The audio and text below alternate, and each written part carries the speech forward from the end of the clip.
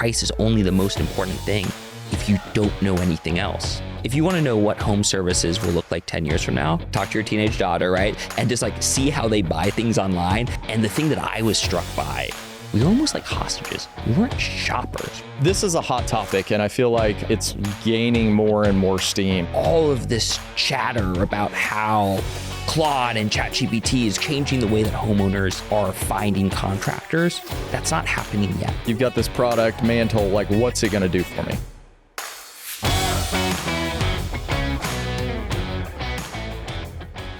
Hello and welcome to another episode of Can't Stop the Growth. I'm your host, Chad Peterman, and today, as we get into the busy season, finally, at least here in the Midwest, I know it's been hot other places around the country, I want to dive into how do we make sales effective? What is the best way to do it? How do we continue to help customers make these buying decisions, which is one of the bigger buying decisions they're going to make, whether it's their house, their car. I would say this is up there with the big buying decisions that you're going to make over your most sacred possession, your home. And so I want to get into what are we missing? How can we make this buying experience better? And I think there's a distinct difference, and I know my guest believes in that as well. Distinct difference in a buying decision and a customer experience versus being sold something. And so with that, we'd like to introduce our guest. I've known our guest for, a year, two, maybe something like that. But have talked back and forth with him a number of times, whether it's at a conference or just through text or whatever it is. And I think he brings a very unique and interesting perspective on what it is that we as home services companies are dealing with when we're talking about these high ticket items. And without further ado, would like to welcome the CEO of Mantel, Mr. Zac Dearing. Welcome to the podcast, Zac. I'm excited to be here. When I got off the plane, I did feel the heat, so I'm glad it's here. End of June, but like it finally arrived. Yeah, it is here in full swing, which we're happy about. A little late, but we're here. I guess let's start by this. So you're not from the industry, no meansies. You don't strike me as the technician type. I am not either. These hands are pretty soft, exactly, if I'm honest. Exactly. So you weren't a contractor. How in the heck did you get into this industry? As you alluded to, I'm not like from the trades originally. I got into this industry because I was a son trying to help my mom. My mom a few years ago, incredibly capable woman, homeowner for 40 years.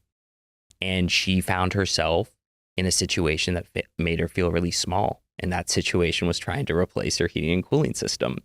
And so she got one ultimatum from one contractor and then called a few more and then finally reached out to me looking for help. And the thing that I was struck by was how the experience she had and then we were almost like hostages. We weren't shoppers, right? We were given one or two options in jargon we didn't understand. And we were really lost in that journey. And when I took a step back and having previously worked at Amazon, I was just really struck by how challenging it is for a homeowner to navigate through, as you alluded to, these really expensive, impactful decisions on the comfort and health of their home. And so that's fundamentally what we're about at Mantel, is how do we help the best contractors really shopping experiences for their homeowners? Yeah, absolutely. I talked just in the opening about, I think sometimes being in the industry, we lose sight of how big of a purchase this is. It's like, well, we sold another system. We got to go put it in. It's just part of it. We do this day in and day out. And we never really take inventory of what the homeowner's actually going through. I was in a conversation earlier this morning and we were talking about with someone and they were like, yeah, I mean, no one probably wants to spend money with you. I said, well, yeah, we are usually meeting somebody on not a very good day. Totally.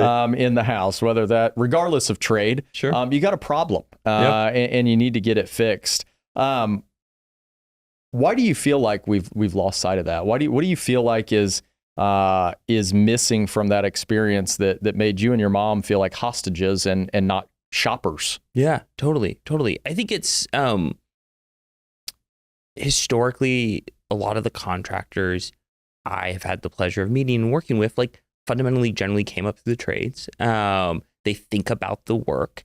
And so in their mind, they're really focused on that rather than the experience of the homeowner that isn't doing this commonly and is struggling. I also think there's an element of where this is actually just a really hard purchase, and it has little to do with like the contractor.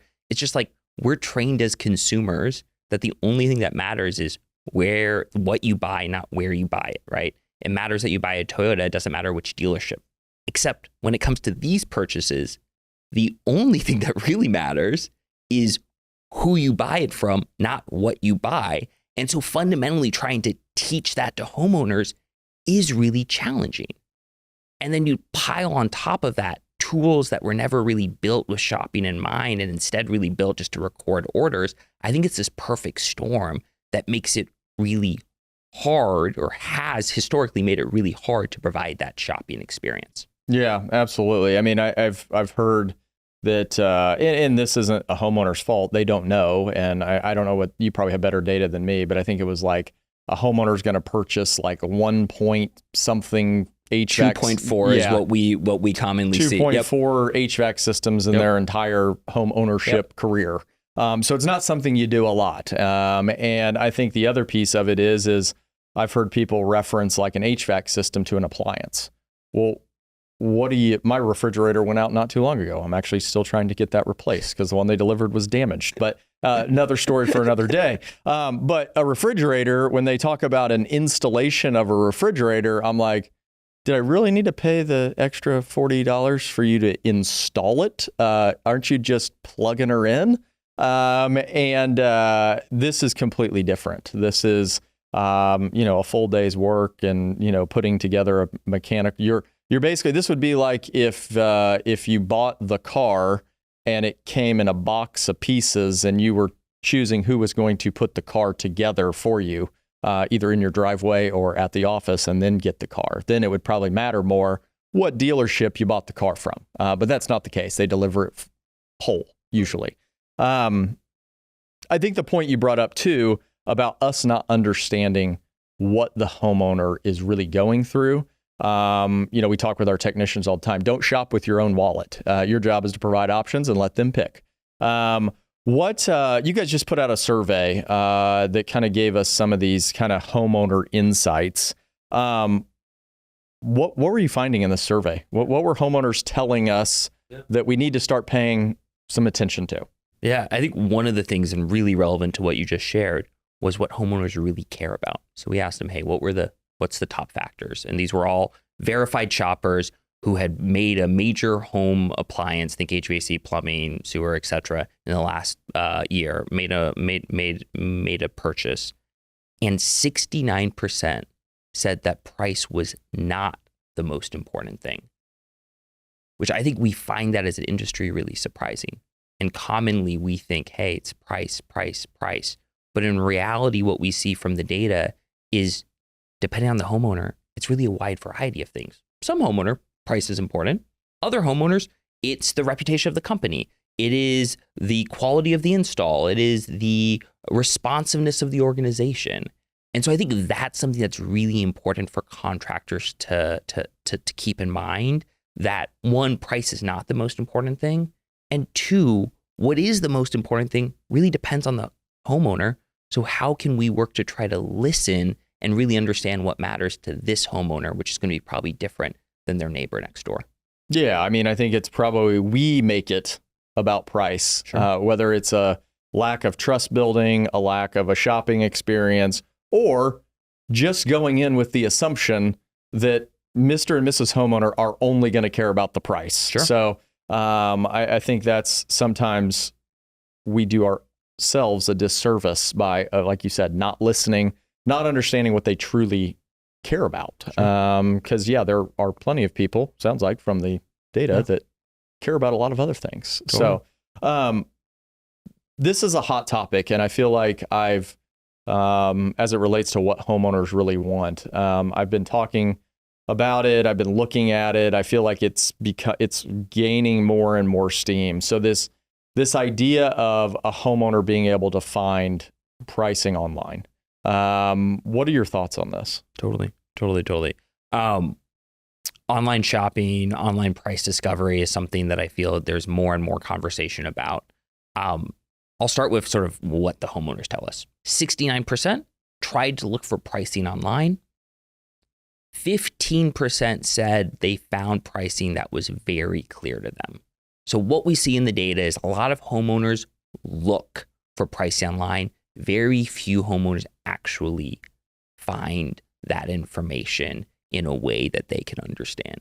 And I think one of the other interesting things is increasingly more and more so, you're seeing that homeowners are turning to LLMs, Claude, ChatGPT, Gemini to try to get that pricing data. Maybe it used to, they would Google it. And as any of us who've looked it up and looked on things on Google, they'll see a variety of silly answers.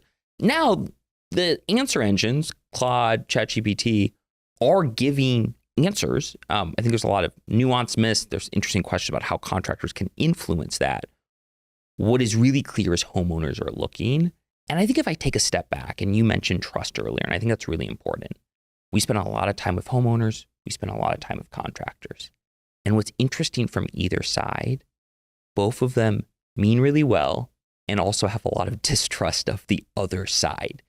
And so one of the things that we think about a lot is how can you make it easier for contractors to meet homeowners where they're at to build trust? Yeah. And part of that is, okay, if they want to look for price online, figure out what makes sense inside the way that you think about it to do that. There's a variety of other ways to try to meet them where they're at. But I think if you really focus on how do we give the homeowner choice, both choice in how they're researching about us, choice in how we're showing up in their home, choice in the actual options we're going to give them, that homeowner is going to more likely than not reward you with their business. Yeah, absolutely. And I think, I see both sides of it. Being in the industry for a long time, it's like, well, I can't price it over the phone because every job is different. Every project is. I don't know what I'm looking at. And I think homeowners get that. Like there are, I can't price a full day job out without ever coming out to your house. But is it more, hey, at least this gives you an idea? And I think most people that I talk, or not most, some people, the one camp of no, I will never show pricing online is like, well, I can't give them a price. It's like, well, they would probably be okay with maybe even a range or a caveat that says this price could change based on the scope of work. Totally. But at least you know what you're getting into. Totally. And I think that goes back to our point earlier about people don't do this that often. So if you've owned a home for 40 years and you replace 2 and maybe some change of HVAC systems, well, the last time you changed one was maybe 15 years ago. Sure. Well, I think we all can agree as home service businesses, the price of everything has gone up a slight touch. Totally. And part of that is just the world we live in. The other part is, well, the equipment's a hell of a lot better than it was 10 years ago. So you got to pay for a little bit more there. So on that note, I still remember I was on a ride along in Illinois, Chicagoland area, and a homeowner, when we showed up there, very proudly brought out their paper invoice that they still kept. Oh, yeah. Of the last system that they bought that they spent $3,800 on. And to them, and understandably so, that was a princely sum. And of course, what I'm thinking is, if you thought $3,800 was expensive, oh boy, let's fast forward an hour. And so, I think there's a lot to be said about just really trying to put yourself in the homeowner's shoes and not assume sort of bad intent or mistrust when it's really probably just a lack of information. Yeah, absolutely. So I would assume in this survey, you got a lot of data on kind of homeowners, what they feel like. Obviously, we'll give listeners a way to access that and take a look at that as well. What was the most surprising thing that you found? Or like something that like, I'm sure the pricing one was one. Yeah. What's something else that you're like, was really like not what I thought? It's about where homeowners find contractors. So the thing that wasn't surprising was that the majority is exactly the sources you'd expect. Google previously used it, referral from a friend. The thing that was surprising, given all the chat we hear about it, is LLMs or ChatGPT or Claude. Only 3% of homeowners in the last 9 months had actually found them via that channel. And if you look at it by age cohorts, younger homeowners, it goes up to 4.5%. And, our parents, it's 1.5%. But overall, there is all of this chatter about how Claude and ChatGPT is going to change the way, or is changing the way that homeowners are finding contractors. And the short answer is that's not happening yet. Doesn't mean it won't happen, right? Yep. But it does feel like the amount of chatter versus the reality is people are still finding you via Google because they used you before, or because their neighbor recommended you. Yeah. I mean, I've been to I've been to a Microsoft event. I feel like this year I've been to a Google event. And I think what people there's a lot of chatter about all of the AI and search. And I think they just opened up where you can advertise and different stuff like that. I think what we have to remember is Google got a bit of a head start and crushed everybody. So they've got a pretty wide margin of lead here. So, in order for someone to claw away at that is going to take a little bit of time. But I think it's something you got to pay attention to. But at the end of the day, I don't know that we need to invest every single resource we have into AI search and different stuff like that. I'm fairly certain my parents don't even know what that is. And they're in a lot of our age demographic of customers that we do really well with. And so I think that's important to definitely keep in mind for sure. What were some, that's one surprising thing, how they find contractors. Was there anything in the part about what homeowners actually care about? Was it, if it's not price, what did they care about? Yeah, I think one of the things that might be surprising to a lot of the folks listening and watching this is brand. I feel like it is not infrequent that I meet a contractor that says hey, I would have sold this job, but they were a carrier customer and we only sell Train. 10% of homeowners said that brand was the most important thing to them. The thing I wish we would have done, we didn't think about it at the time, was asking them which brand was important to them, because I'm guessing of that 10%, some number will say Honeywell was the brand. Yes. I think there was a study out a long time ago that they thought that Honeywell is the most popular manufacturer.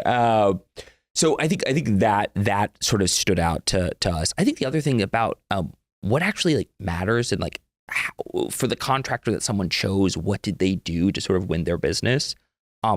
The in-home experience was really important, but also responsiveness both in terms of, hey, if I reached out to them after the fact, did they respond quickly? But also, did they follow up with me? What you see with both of those things is it really helped for the contractors they ultimately chose. That sort of follow up and follow through was really important to them. The other thing that I think it stood out to us was the idea of, did they give me choice, and did they put me in sort of the driver's seat to actually really navigate and pick the system that's right for me? And that's increasingly becoming something that homeowners care more and more about. Yeah, for sure. And I think it makes total sense. I mean, I always tell, the best review that we get, I've told people this for years, is not oh, they did a great job. Oh, they did this. No, it's when they point out that from the person who picked up the phone, to the dispatch team, to the service technician, to the comfort advisor, to the install team, everyone was on the same page. And I felt like everything was being taken care of because I was communicated with. I was let know what's going on. They were quick. They were efficient. They got everything taken care of. And to me, that's the hardest part of these home services businesses is, I think we looked at one time, to run a service call could touch about 9 different people from start to finish. And it's how do we link all these pieces together to, again, craft the customer buying experience? 100. It's not just about the guy sitting across from the consumer at the table. It's so many other things that either set them up for success or create a mountain that they've got to scale at some point in time. It's funny hearing you list it all out was almost just exhausting. Think about all of the people involved. And if you're a contractor, and from our seats, we see all of that, but from the homeowner, right? If you think about my mom's perspective, She just thinks about one experience that is something she's going to do 2.5 times in her lifetime. It's going to happen over a couple days, typically happens during a stressful time, right? And the same is true for a drain repair or replacement. The same is true for electrical, right? Like we're talking about HVAC, but it's true across home services or garage doors. And so it is all of that like complexity. And in previous career, I worked with Fortune 100 companies as a management consultant, and like feel free to insert jokes here about the slide decks and what actual work I did, which would be totally fair. But it's really interesting because I go, and when we spend time with a 30-person $6 million contractor, and I just think about all of the different parts of their business that has to go right so that there's just one happy customer. It's really hard. And I think one of the things that like I have been consistently sort of astounded by, and like I guess my one message to the viewers is also like a little bit of like grace to yourself, which is like, this is complex, right? Like there are much bigger businesses that arguably do a lot less than like what it takes to run one successful like service call. And so I think that's important to keep in mind. And then it's really important to think about what can be done to simplify things, to therefore try to make it easier on both your own team, but also on the homeowner. Yeah, absolutely. I think that one of the interesting pieces, we've talked a lot about data, and I think, okay, if I'm a contractor, yeah, Zac, great data. This is awesome.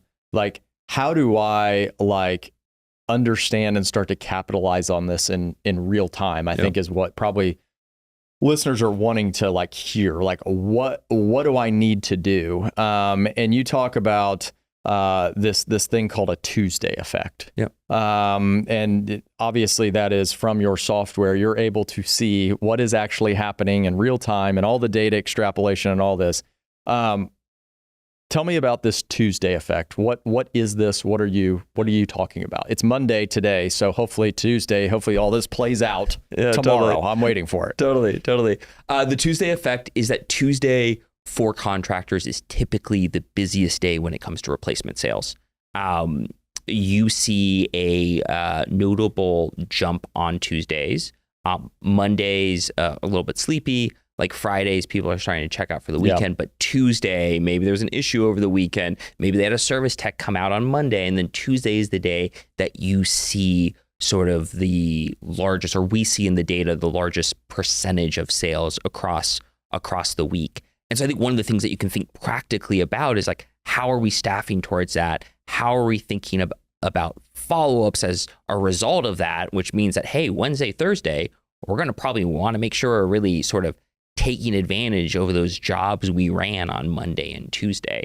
And so that is like the Tuesday effect. And I think it's interesting because as like, we have this really fascinating data set that has also now started to really help drive insights, some that are surprising, some that sort of just confirm a lot of the industry lore that we've all been raised on about saying like, hey, financing is better for average ticket than cash or check, which it turns out it is. But what's the answer? It's 28.5%, right? Yeah. Average tickets are 28.5% higher, controlling for everything else, when you use financing versus cash or check or card. Yeah, that's really good insight as far as kind of how do we start to break down this data so that we can, kind of mobilize it operationally, I think is critical.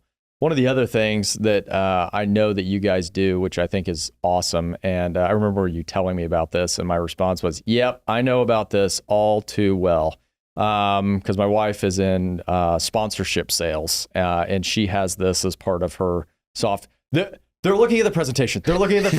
Like, all right, do we need to stop dinner? What's going on here? Like, I get it. That's good. I'm happy for you. All of that stuff. But you guys measure eyeball time. And there may be people out there that have never even like heard of this, know that it's available, different stuff like that. So tell me a little bit about eyeball time and what you guys are seeing as, this is maybe a potential predictive measure of where we are in the sales process. Totally. As part of our platform, you get to see how and when homeowners are viewing their proposals. So that both looks like, hey, they spent 3 minutes and 23 seconds, but also looks like they kept adding and removing the humidifier from the mid-range option. You get that summary data, but you can also go in and, like, I don't know if your wife's software has this, but for the sake of your dinner, I hope not. You can actually go in and then watch a session replay, which is exactly where the mouse went across the screen. And what we see is the more engagement, right?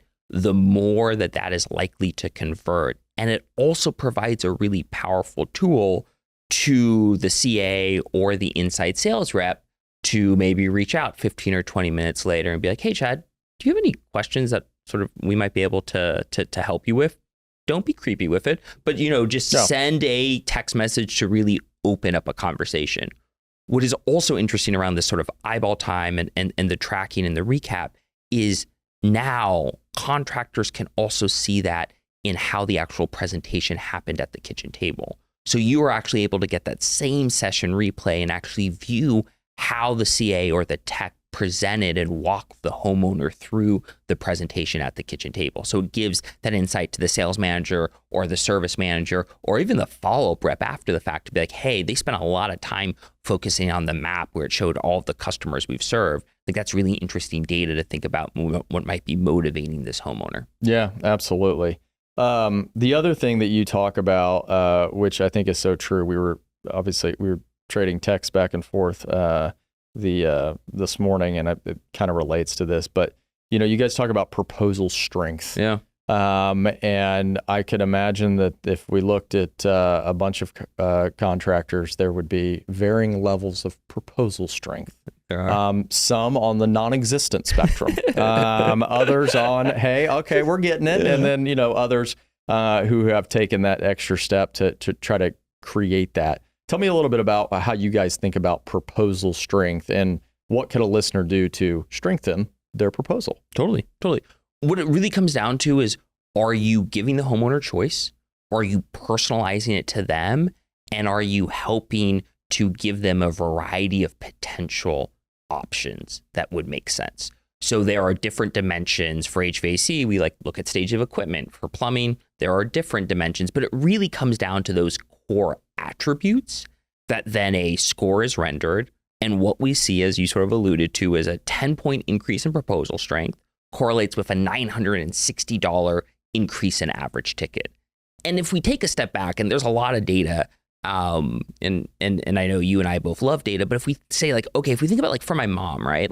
Why is it that a stronger proposal is more likely to lead to a sale? It's well, we've personalized it. So maybe we've made the option titles in terms that my mom cares about. She loves astrology. So maybe we've talked about astrological signs or whatever the case may be. But also we've given her choice, right? And the choice isn't just, hey, a top of the line system, a mid-range system, a bottom line system. It's also potential add-ons that she can add and remove from it, which all of that allows her to be in control, allows her to understand, and then gives her the ability to pick what is the best fit for her. And so really proposal strength, sure, there's all of this data behind it, but when we think about it, and if you put yourself in the homeowner's shoes or just what you would want while you're shopping for something, I think it really resonates and makes sense why that ultimately leads to better outcomes. For sure. And the thing we were trading a text about this morning was about the number of options. Yeah. So giving the customer choice. And I would assume this will be a hot topic because when I tell people how many options this is actual KPI of every technician has options per call. What is the data telling you about the number of options and how that correlates to kind of, I think it was average ticket type stuff? Yeah, totally. So what we see is, 2 options is better than 1, 3 options is better than 2. What's really interesting is between 3 to 4 options, there's a really meaningful jump. So you go from around 11.7 thousand to around 13,000. So there's a big jump up when you get to 4, and then it continues to increase and it peaks at 6 options. And then when there's 7 options, you actually see a little bit of give back. So the specifics, depending on trade line and whatnot, will vary. But the way I would think about it is that 4 to 6 in the data seems to be like you're in the right like neighborhood or like, you know, you're close to the green. But if you want to hit that hole in one, if you want to get really close to the pin, you're probably looking at 5 to 6 options. Yeah. And I think I think the reason why that's not controversial is the wrong thing. It's just an opinion. Well, sort of. There's data that backs it. But, you know, there's always just been the talk in our industry of good, better, best, good, better, best, good, better, best.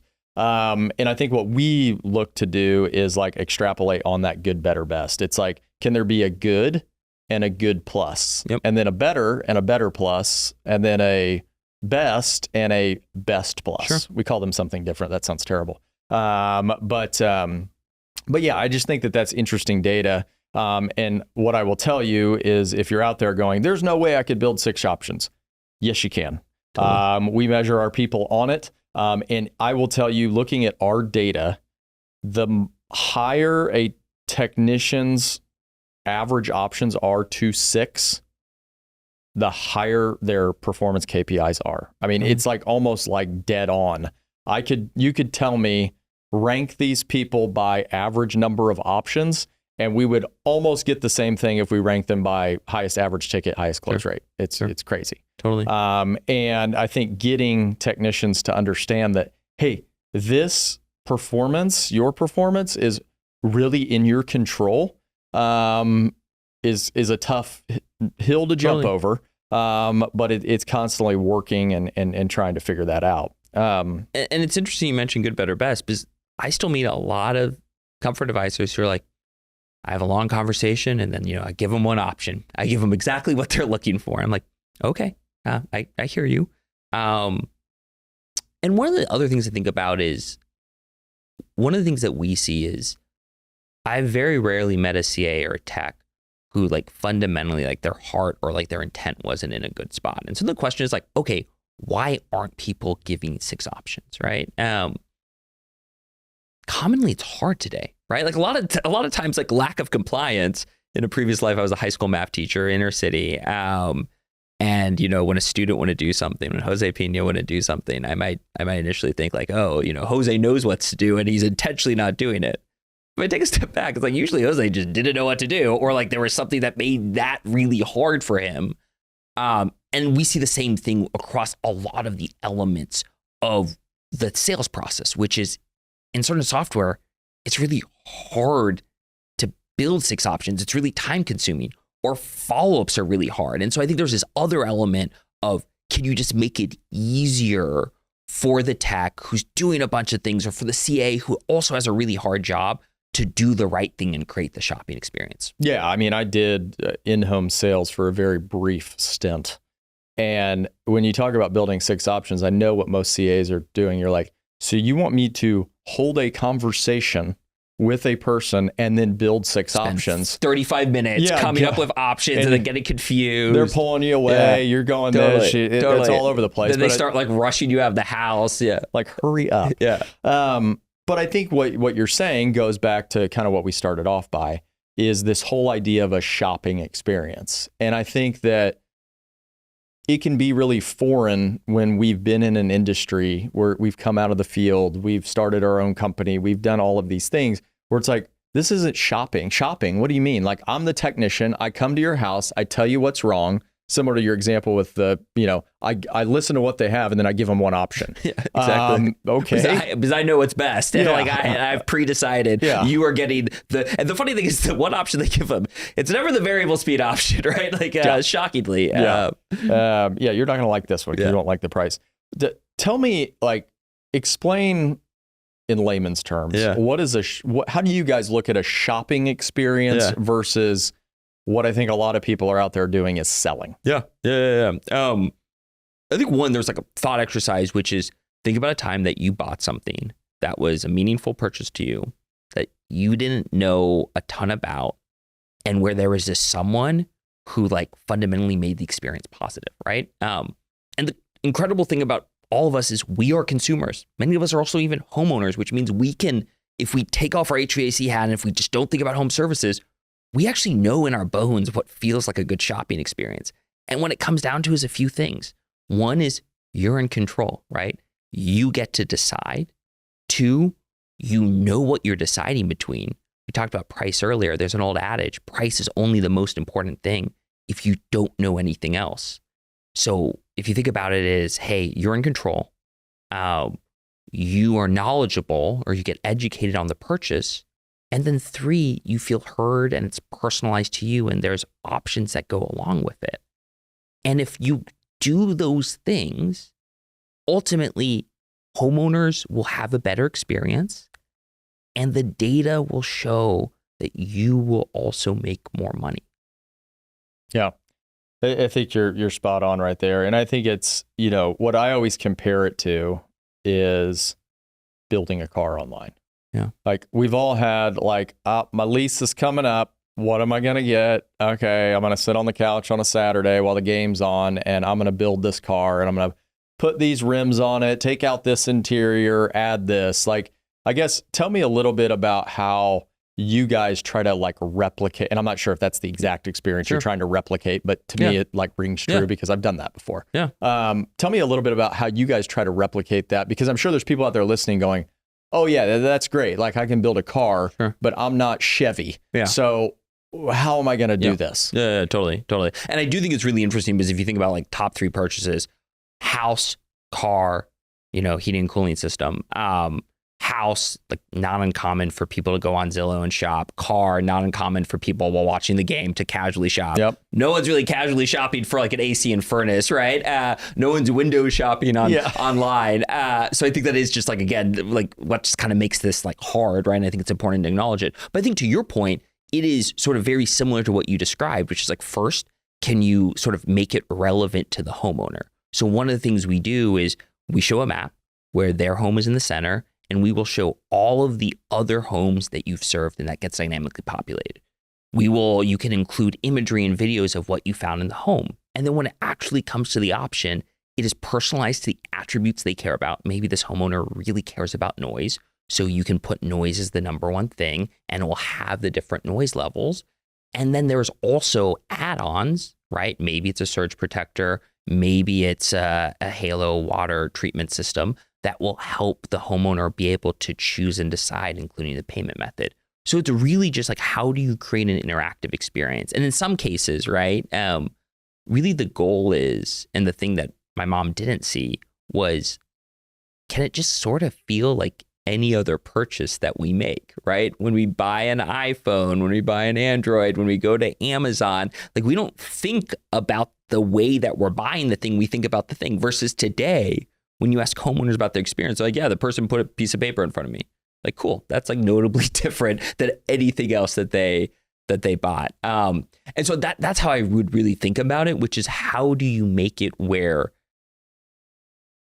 the homeowner is just able to browse and choose all within inside the wall garden that you decide, hey, this makes sense and this is reasonable for this home. Just like Chevy on their website has decided, hey, you can't put 14-inch rims on that giant truck, right? So I think it's all about sort of giving homeowners choice and making it sort of personal and unique to them. Yeah, absolutely. I mean, I think, when we have been so, I think in this industry to separate ourselves from we're this special thing, we are different, we have to do these things. And it's well, could we be harming ourselves by not saying, hey, people like this buying experience, people like that one, people like this one, can we just be more like that? Because I think that maybe breaks down some of those walls that we've been trying to break down, but yet are only hurting ourselves by showing up as different. Well, why does this cost so much? Yeah. Well, why should I care about who puts it in? All of these things where we can still show that we're different, but can we create a buying experience that is very normal, very easy for them? I mean, I think about the one which I feel more and more people are getting onto this, Apple Pay. Yeah. There's a lot of stuff I've never bought online on my phone. Yeah. Because if you don't offer Apple Pay, because usually when I'm shopping, I don't have my wallet with me. Yeah, totally. So I'm not punching in my credit card number. I'm not doing all this. So it's like as these people get to the point where it's like, oh, Apple Pay, like I just clicked the side of my phone and I bought it. Yeah. And it almost feels like I didn't buy it, right? It's like, oh, I got a free shirt. Strangely, it like showed up on my bill. But yeah. But I don't have to check it for a month. And there's like this word, which like, I really think of it as the F word of sales, which is friction. Like we as an industry create a lot of friction historically. And so anything you can do, and that Apple Pay is a great example, right? It just removes a little bit of friction. Yep. And therefore, it's a little bit easier to buy. Here's the wild part, right? Like, who in the industry is using Apple Pay today? But I think that's if you want to see where I'm like convinced, if you want to know what home services will look like 10 years from now, just like go. And if you're not an online shopper, like go talk to your wife or go like talk to your teenage daughter, right? And just like see how they buy things online. And those are the people that have created the best shopping experience because they're non-essential purchases where like if there's any friction, people will leave. And that's what we really focused on at Amazon and sort of relentless A/B testing and being customer obsessed is how do you remove all of the friction or as much of the friction as possible from the process to make it really easy and simple for the shopper to just accomplish what they're trying to accomplish. Yeah. Tell me a little bit about like an experience, because I'm sure there's people listening that are like, well, we are just, close hard, close fast, like close, always be closing, all of these sales gurus out here doing all this stuff. What have you seen? Like, what does that transition look like for, and whether it's someone that, is using your product and like taking this different approach of creating a buying experience. What does that kind of evolution looked like? Like from a culture standpoint, from just an overall standpoint? Totally. And like fundamentally, we believe that if you delight homeowners, right, you will close more, right? And we're fundamentally about like sort of closing. With that said, the thing that is really clear is the hard sell at the kitchen table just doesn't produce results, right? And really leaves a lot on the table today, let alone if you're a business like Peterman that is trying to have a 10-year relationship with a homeowner, then it's even leaving more, but even in the short term, right? And so I think the way to like think about it is to really sort of work with each person to be like, what is your job, right? And your job is not to close the homeowner. Your job is to help educate the homeowner and give them choices and listen to them and try to solve their problems and give them information. And if you do that, more often than not, the homeowner will go with you. Maybe today, maybe tomorrow, maybe 6 months from now, right? And so I think there's like this element of it's like, yeah, you are a closer. The question is, are you trying to close some today or are you trying to close more over a longer period of time? Because here's the reality. Homeowners will shop. And so if you only give them one or two options, that's fine. They'll just get a few more quotes from other contractors and they will ultimately get to their 5 or 6 options. They will just do it by going to 3 different contractors. And so how can you really think about changing that orientation? One of the things we think about is common phrase, at least in HVAC, is comfort advisor, right? Focus on the advisor part. Like just be the advisor. And then also as a result, you don't need to talk and present for 20 minutes at the kitchen table. If you're partnering with us, put the tool in front of the homeowner, let the homeowner navigate through, let them ask you questions, let them drive. It candidly makes your life easier at the kitchen table. It's like really stressful. And I've seen this, right? Like a CA that has a dialed in 20-minute like speech to like get through and try to make it casual and whatnot. Like that's stressful. Like it makes your life easier and you do right by the homeowner. Yeah. I mean, I've always told our guys that, every tech out there, well, I don't want to be a salesperson. It's like, great.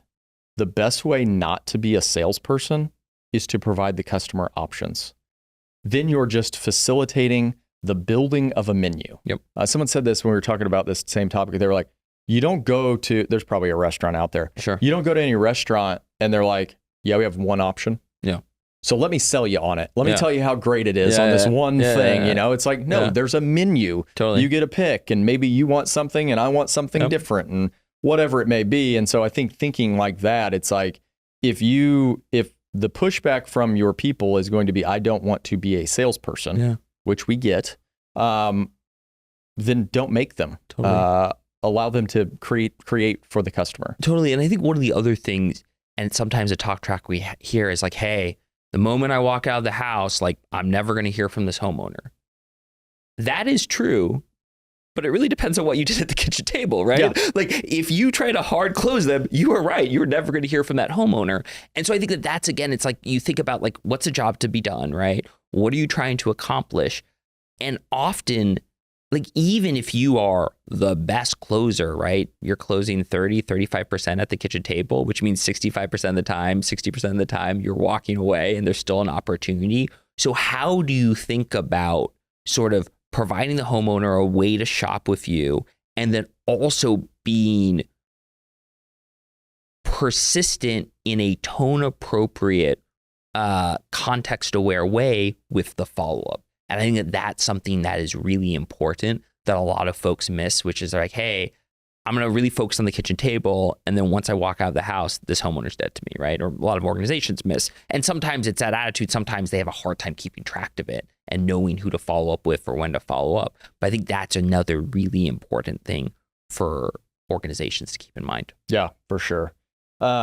I know we're about 45 minutes in, so good for us. I mean, that's crazy. Just give you some like stats and you just really exactly. gets you going. Gets you going. So, you mentioned you came from Amazon. Yeah. We know that one of their principles, I think you even mentioned it before, is, kind of this customer obsession. How do we reduce friction? How do we make it easy for them? Like, tell me about, like, you've got this background in Amazon. You have this experience with your mom. I assume, knowing you did quite a bit of research, and then you make the leap to go, I'm going to take this Amazon principle and take it to this industry that is not at the same level of development as Amazon. Yeah. Like, take me through that. What did you see within this business? Yeah. Take me through that, because that is one hell of a leap there. I think one of the things that I've just candidly sort of now 3.5 years or so sort of spending time around the industry, it's like I have yet to really meet someone who fundamentally didn't get into the industry for like the right reasons. And there's a lot of like servant hearts and servant mentalities. And so the idea of being customer obsessed, maybe it doesn't get language that way, but it's actually really core to what a lot of people believe in. I think there's a question of whether their sales process reflects that, right? Yeah. And that's kind of where I see we can be additive. But I mean, more directly, the path was early in the journey. I was fortunate enough to get to know and spend a bunch of time with certain contractors. Like our first ever, we have partners. We don't have customers. We have partners. Our first ever partner was McCullough in Austin. Al Deandra took a flyer on me on a cold email, and I then just basically planted myself at their office.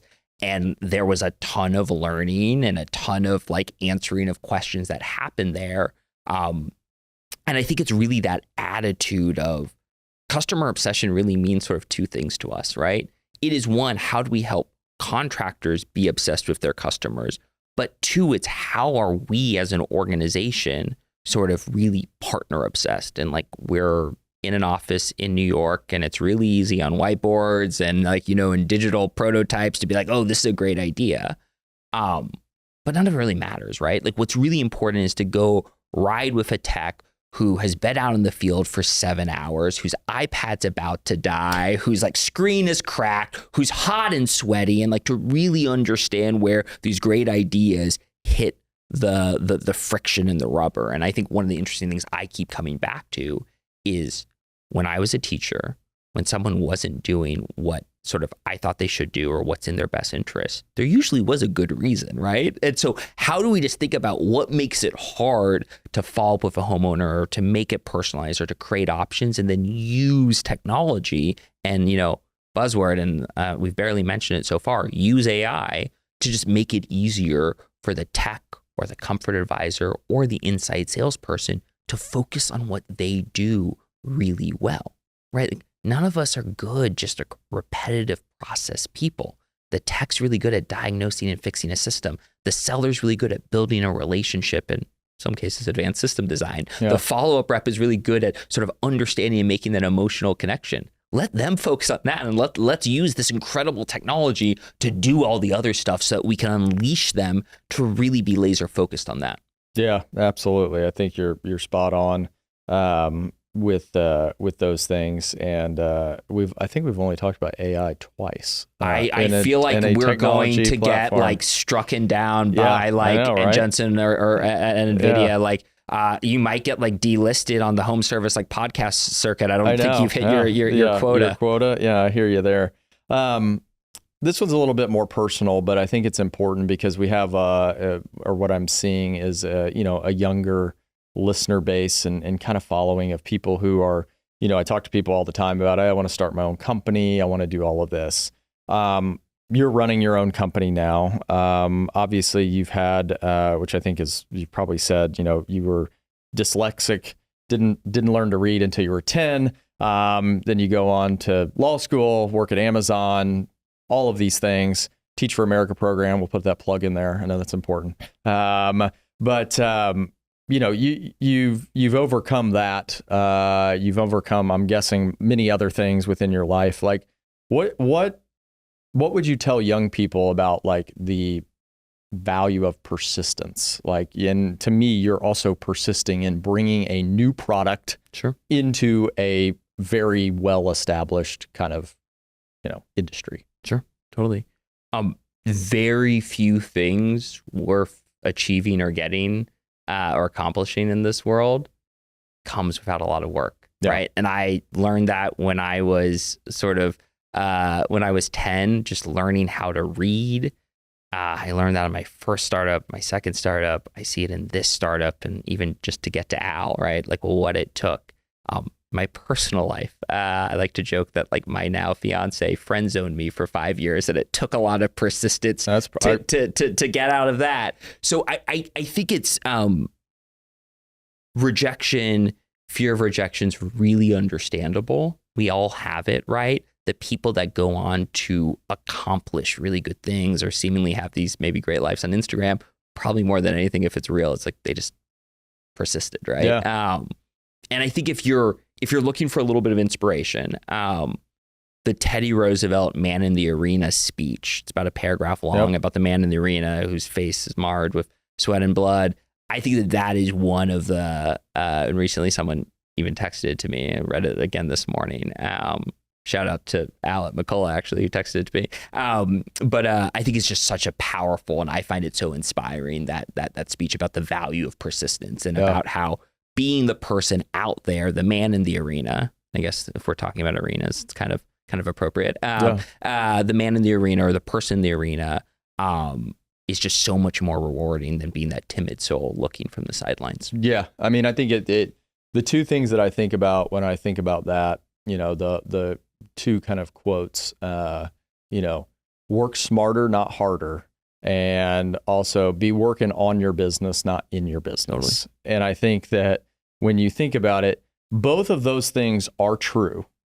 However, they don't become true to you until you work harder and you work in the business. Yeah. And that's the hard work. You work harder and less smart. And correct. Totally. It's work harder, then you can work smarter. Sure, if you don't learn anything from all the hard work that you did, well, then you're off. And you've got to work in the business to understand what you need to work on your business. Totally. And I feel like that is very similar to what you're, trying to explain is like, hey, you've got to put in the work. Yeah. If you're afraid of it, well, then you're probably not going to get to the level that you want. Yeah. I think what's also interesting is two people that you and I both know well, Aaron Gaynor and Tommy Mellor, two people that worked really hard in the business and worked really hard. And they've both achieved incredible success, very well deserved. And now they also still work really hard, and they also work really smart. Like it's great. Like if I ever need to get a hold of Aaron or Tommy, I'll just call them like at 5 p.m. on a Saturday, and they'll always pick up, right? Yep. They'll like be working or whatnot. And so I do think it is interesting that advice and really understanding how to apply it. Yeah, absolutely. Well, if it makes you feel any better, I was going to say one up you. I don't think this is a one upper. Okay. So you said 5 years. Yeah. 13 for me, buddy. Okay. 13. 13. Yeah. Met my wife when I was 13, she's my now wife. Yeah. When I was 13 for the first time. And it wasn't until 26 that she agreed to date me. What finally did it? I don't know. I'm not real sure. So maybe she was not desperate. Maybe it was just me. Maybe just persistence. I think, but yeah. Rarely does the 5 years get beat. So like respect, 13, impressed. 13. Impressed. It'll be 10 years of marriage here in October. Yeah. So she is wonderful. Definitely my better half on that side of things, as I'm sure probably yours is as well. Yeah. So. I mean, I think the only thing confusing about us being together is the fact that she would choose me. That's the only part that's like people like particularly have to get to like, why is she with? It's like, I don't know either. Like, let's just not tell her. Like, I hear you. That's awesome. Well, hey, let's wrap this up. I've got a couple more for you. So, we've talked a lot about just kind of customer psychology, creating that shopping experience. For the owner who's listening and they're saying, yeah, that makes sense. I mean, you can't really argue with the data. That's what it is. What is Mantel doing for a contractor? Like okay, great. Zac, like you, believe in all this stuff. You've got this product, Mantel, like what's it going to do for me? Yeah, I like to think about it as like, it's sort of the closest thing to an easy button about creating that shopping experience. Yeah. So integrates really deeply with Service Titan and makes it really easy for you as an organization to build shopping experiences. And that could be your service tech, it can be your selling tech, it can be your comfort advisor. How do you make it really easy for them in the home, or if you're doing virtual remote sales remotely, sort of build that interactive shopping experience, and then after they leave the kitchen table, sort of automate in a really high touch, highly personalized way the follow-up process as well. No. So I just think about like, if what we've talked about today resonates and speaks to how you want to run your business, and then you're like, I don't know how to do it, I would think about that's what we're really on a mission to do. Our team is obsessed with helping contractors delight homeowners and creating these shopping experiences. Yeah. We talked about the survey. Yeah. I said that we would tell listeners how to get to that. Yep. You also mentioned before we started recording that you've got maybe potentially another resource that contractors, home service owners can go take a look at. Yep. So where do we get the survey? Yep. What are these other resources? Yep. And I would assume that the best way to contact you is probably just go to your website. Yeah. I'm guessing. Okay. Cool. So the starting place with all of this is just go to our website, usemantel.com. So use Mantel, usemantel.com. And I'm guessing you guys can put that in the show notes in case you're like, dyslexic like me. There's no chance you would have successfully written that down. And then if you're looking for the survey, you can do after usemantel.com/survey. And then the other thing that we were talking about is we have all this data, and fundamentally, like, what do we care about? We care about helping contractors create shopping experiences. And so when we look at the data, both the data from the survey as well as the data from our own platform, there are clearly 6 tactics that if you use them, you will sort of delight homeowners and you'll close more. And so if you go to usemantel.com/tactics, TACTICS, it's really a spelling test to see if I know how to spell today. You can go and find those tactics. And I think just like one of the ones that we've already touched on is really giving the homeowner choice. And that looks like both giving them, ideally 6 options, and you'll have higher average tickets, but also 52% of homeowners said that the contractor they chose really did a good job of giving them choice. So it's just really important. And that's one example of something that you can do today, tomorrow, ahead of the Tuesday surprise rush. With the heat coming. Those are things that you can do. And if sort of what we've talked about is interesting, like we'd love to chat with you and see how we can help. And so, all paths just start by going to our website. Awesome. That's great. Well, before I close this out, you brought something. I did. So it'll be an unboxing ceremony. I'll ask an unboxing. All right. Let's put this down. Let's see what we got here. Yeah, this is the first. I like having the live guest. It is a lot more fun that way. Here we go. We have some socks. We do. What does it say on the socks in case people are... Closer. closer. I will say this guy and his team, I'll never forget. Was that Pantheon when you guys had the cologne? Yes, closer cologne. 60% of the time, it works every time. That was one of the greatest, everybody's got their tchotchkes and their trinkets and all of this stuff. And I saw that and I was like, oh, that's really good. It was really fun when I told someone on our team, I was like, I need you to source 2,000 vials of custom cologne. They're like, I'm on it. We got a guy. I got this. And a nice hat. Thank you so much. I will put that up on my shelf, if not wear it. Yeah, so there we go. And little did I know when I was giving it to you that after 13 years, you're truly a closer. Yeah. Winning over your wife. Yeah, exactly. So maybe I'll wear this home tonight. Exactly. Well, thanks for the gift. I appreciate it. We'll put that up on the shelf. Maybe even put it in here. We just got some new decorations for the studio. So really loving that. But no, I really appreciate you being here. I know you came in. We're going to go grab some dinner after this. But I think that what you guys are doing, again, extrapolating all the data that you have, I think more companies are using this data to provide a better experience. And I think that's critical. I think it's critical in the success. And I think more holistically, it's critical in elevating our industry.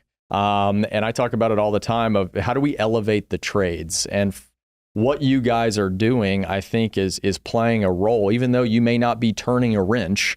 What you're doing and how you're assisting those out in the field is truly what we're all trying to do for this industry that needs to be there. It needs to be elevated. We've got to bring more people into the industry. Well, the only way to bring more people in is to elevate it at a means to where people do want to come in. Totally. And so I appreciate you and your team for doing that as we all try to work towards that goal. Again, listeners, if you're curious, definitely check this out. It can definitely help your business and most importantly, help your customers.